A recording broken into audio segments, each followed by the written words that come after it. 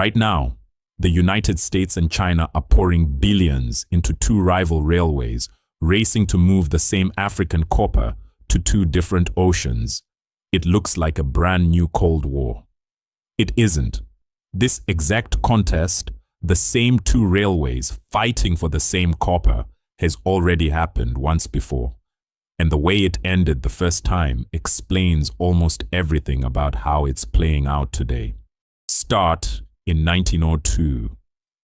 A Scottish mining financier named Robert Williams, a business partner of Cecil Rhodes, won a 99-year concession to build a railway from the Atlantic port of Lobito in Portuguese-ruled Angola, all the way to the copper mines of Katanga in the Belgian Congo.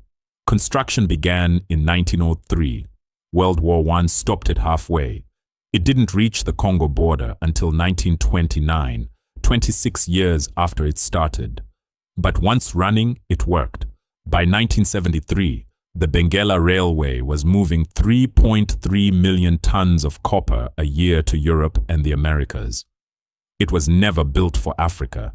It was built to get Katanga's copper out as fast as colonial capital could manage. Now go to 1965. Zambia and Tanzania are newly independent, and Zambia's copper has the same problem Katanga's did. It needs to reach the ocean. But every route runs through apartheid South Africa or white-ruled Rhodesia. Presidents Kaunda and Nyerere asked the West to fund an alternative. They were turned down, so they asked Mao's China instead. Mao's question was simple: would it help African liberation? Nyerere said yes. Mao said the railway would be built. It was, between 1970 and 1975, an interest-free $400 million loan, over 50,000 Chinese workers, 320 bridges, 22 tunnels. Zambians and Tanzanians still call it the Uhuru Railway, the Freedom Railway. At its 1977 peak, it moved 1.27 million tons a year. Both railways collapsed. Neither collapse was an accident, and neither was the same story. Benguela was a casualty of war. Angola's civil war ran for 27 years, until 2002, over 500,000 people killed.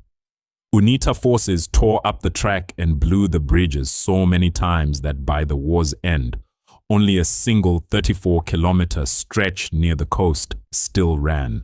The rest sat dead for almost 40 years. Tazara never saw a war. It just got starved. Chronic underfunding, deferred maintenance, competition from trucks on the parallel highway. Tonnage fell from over 1 million tons a year to barely 300,000 by 2023. The Railway Authority ended up carrying debts of $700 million. Here's the part that gets left out of the simple version of this story.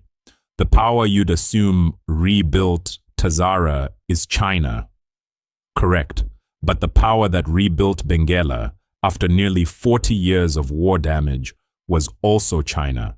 A 7-year, roughly $2 billion reconstruction finished in 2014, paid for through an infrastructure for oil deal with Angola. And Tazara's own rescue in the 1980s, when it was closest to collapse, partly funded by USAID, American money keeping China's flagship African railway alive.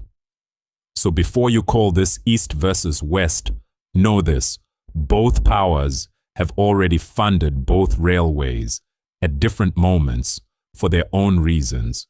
What's happening right now isn't a 100-year-old rivalry. It's a much more recent, much more deliberate one. Which brings us to now. Since 2023, the West has rebuilt Benguela into the Lobito corridor, a $753 million financing package closed in December 2025, backed by the U.S. International Development Finance Corporation, the Development Bank of Southern Africa, and a consortium of Trafigura, Mota Engil, and Vecturis on a 30-year concession. The first commercial copper shipment rolled out in March 2026. It's the flagship project of the G7's Partnership for Global Infrastructure and Investment. China answered almost exactly in kind. In September 2025, Beijing signed a $1.4 billion deal, reviving Tazara, a 30-year concession to a China railway subsidiary, on terms that mirror Lobito's own structure almost line for line.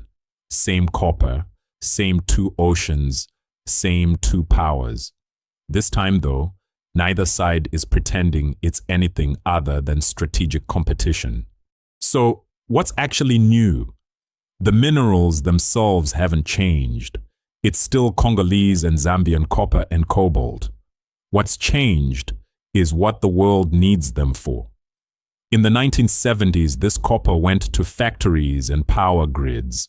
Today, the same copper belt is feeding electric vehicle batteries, next-generation power infrastructure, and the data centers running the AI boom. The strategic value of controlling how it leaves the continent has never been higher, which is exactly why both Washington and Beijing are willing to spend billions twice on the same two railways. Some of the people who study both railways closely make an argument you don't hear enough. The real prize was never picking a winner. It's connecting them.